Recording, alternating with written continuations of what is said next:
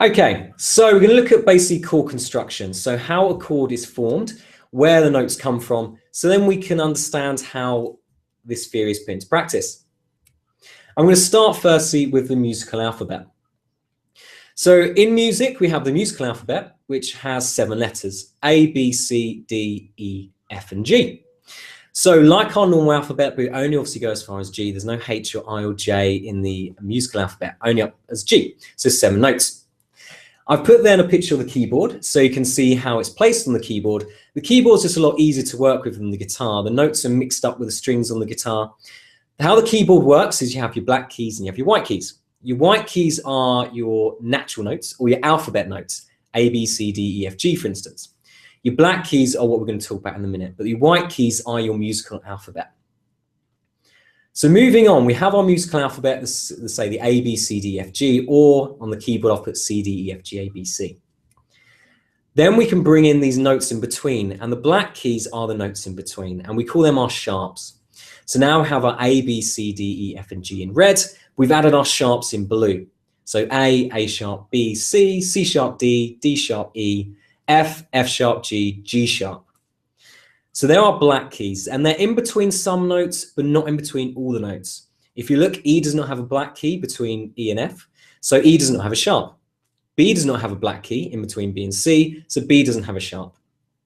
So E and B do not have sharps, everything else does.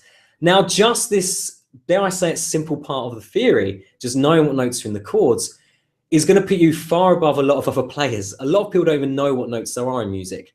Armed with just these first couple of slides, we now do. We've got the A sharp, B, and so forth. So takeaway from here is B and E do not have a sharp, everything else does. And then we have our progression of notes in the musical alphabet. Going on a little bit further, we also have something that's called flats. Sharps, a good way of thinking of those are you're going up the alphabet. So you have A sharp, B, C, C sharp, and so forth. Flats are where you come back down again. So we have A, B flat, B, C, D flat, D, E flat, E, F. Now that's going to be a little bit confusing because the black key is actually 2 notes. It can be a sharp note or it can be a flat note. How it works, if we go from C to the black key, we'd have C sharp. But if we go from D back down to the black key, we have D flat. So to flatten something is to move down, to sharpen something is to move up.